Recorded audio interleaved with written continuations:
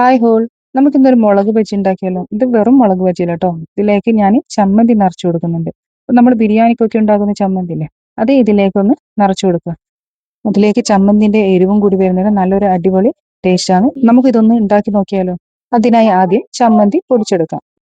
അതിനായി ഞാനിവിടെ കുറച്ച് തേങ്ങ എടുത്തിട്ടുണ്ട്. ഒരു കപ്പ് തേങ്ങ, അതേപോലെ ഒരു മൂന്നാല് ചെറിയുള്ളി, ഒരു 3 വെളുത്തുള്ളി, ഒരു ചെറിയ പീസ് ഇഞ്ചി, ഒരു 3-4 പച്ചമുളകും, കുറച്ച് മല്ലിയിലും. പിന്നെ ഇതാണ് ഞാൻ മുളക് ബജി ഉണ്ടാക്കുന്നത്. ഇനിയിപ്പോൾ ചമ്മന്തി നമുക്കൊന്ന് മിക്സിയിലിട്ട് പൊടിച്ചെടുക്കാം. അപ്പോൾ ചമ്മന്തി പൊടിച്ചെടുത്തിട്ടുണ്ട്. ഇനി നമുക്കിതൊന്ന് കട്ട് ചെയ്തെടുക്കാം. അപ്പം ഈ മുളകൊന്ന് നീളത്തിലൊന്ന് കട്ട് ചെയ്തെടുക്കാം. അപ്പോൾ ഇതിൻ്റെ ഉള്ളിൽ നാര് എന്തെങ്കിലും ഉണ്ടെങ്കിൽ അത് ഒഴിവാക്കുക. നമ്മൾ പഴത്തിനൊക്കെ പഴം നിറയ്ക്കലില്ലേ, അതിനെ പോലെ തന്നെയാണ് ഇതിന് കട്ട് ചെയ്യേണ്ടത്.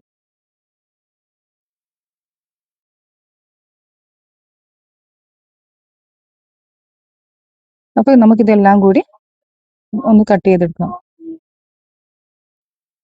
അപ്പോൾ ഇതിൻ്റെ ഉള്ളിൽ ഇതേപോലത്തെ നാരൊന്ന് ഒഴിവാക്കിയെടുക്കാം. ഇനി ഇതേപോലെ നമുക്കെല്ലാം പോക്കിയെടുക്കാം. ഇനി ഇതിലേക്ക് നമുക്ക് ഈ ചമ്മന്തി ഒന്ന് നിറച്ചു കൊടുക്കാം. അപ്പം കുറച്ച് കുറച്ചായിട്ട് നിറച്ചു കൊടുക്കുക. നല്ലോണം ഒന്ന് പ്രസ് ചെയ്ത് കൊടുക്കുക. നല്ല പുറത്തേക്ക് കാണാത്ത പോലെ പ്രസ് ചെയ്ത് കൊടുക്കുക. അതേപോലെ എൻ്റെ വീഡിയോസ് ഒക്കെ ഇഷ്ടപ്പെടുന്നുണ്ടെങ്കിൽ ഒന്ന് ലൈക്ക് ചെയ്യണേ, അതേപോലെ കമൻറ്റും കൂടി ചെയ്യണം. അതേപോലെ സബ്സ്ക്രൈബ് ചെയ്യാതെയാണ് വീഡിയോ കാണുന്നതെങ്കിൽ ഒന്ന് സബ്സ്ക്രൈബ് ചെയ്യണേ.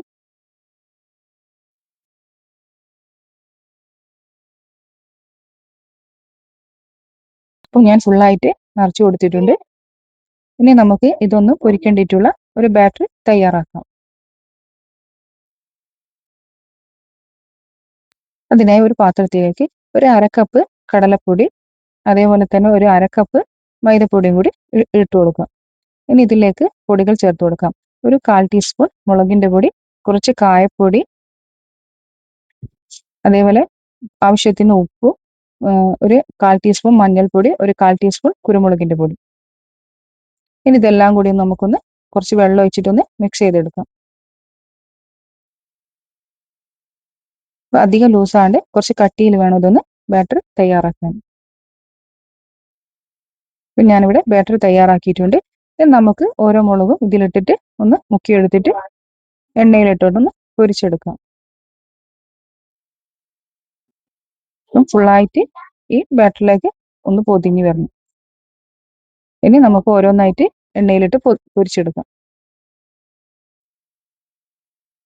അപ്പോൾ ഫ്ലെയിം ഒന്ന് കുറച്ച് വെച്ചിട്ട് വേണം ഇതൊന്ന് പൊരിച്ചെടുക്കാൻ. ഇനി ഇതൊന്ന് തിരിച്ചും മറിച്ചിട്ടിട്ട് ഒന്ന് പൊരിച്ചെടുക്കാം. ഇത് പൊരിഞ്ഞ് വന്നിട്ടുണ്ട്. ഇനി ബാക്കിയുള്ളതും കൂടി നമുക്ക് ഇതിലേക്ക് ചേർത്ത് കൊടുക്കാം. അപ്പോൾ ഇത് ഞാൻ വലുതായതുകൊണ്ട് 2 പീസാക്കിയിട്ടാണ് കട്ട് ചെയ്ത് ഇതിലേക്ക് ഇട്ട് കൊടുത്തത്. അപ്പോൾ എല്ലാ മുളകും ഞാനിവിടെ പൊരിച്ചെടുത്തിട്ടുണ്ട്. നല്ലൊരു ടേസ്റ്റാണ്. നോമ്പിനൊക്കെ വളരെ ഈസി ആയിട്ട് നമുക്ക് ഉണ്ടാക്കാൻ പറ്റിയതാണ്. അപ്പോൾ കുട്ടികൾക്കും എല്ലാവർക്കും ഇത് ഇഷ്ടപ്പെടും. വളരെ ഈസി ആയിട്ട് ഇത് ഉണ്ടാക്കാൻ പറ്റും. നമ്മൾ സാധാ ബജി മുളകല്ലേ കഴിച്ചിട്ടുള്ളൂ. ഇങ്ങനെ ഒന്ന് മസ്റ്റ് ആയിട്ട് ഒന്ന് ട്രൈ ചെയ്ത് നോക്കണം. ഈ സ്നാക്സ് എല്ലാവർക്കും ഇഷ്ടപ്പെട്ടിട്ടെങ്കിൽ ഒന്ന് കമൻറ്റ് ചെയ്യണേ. Okay, by.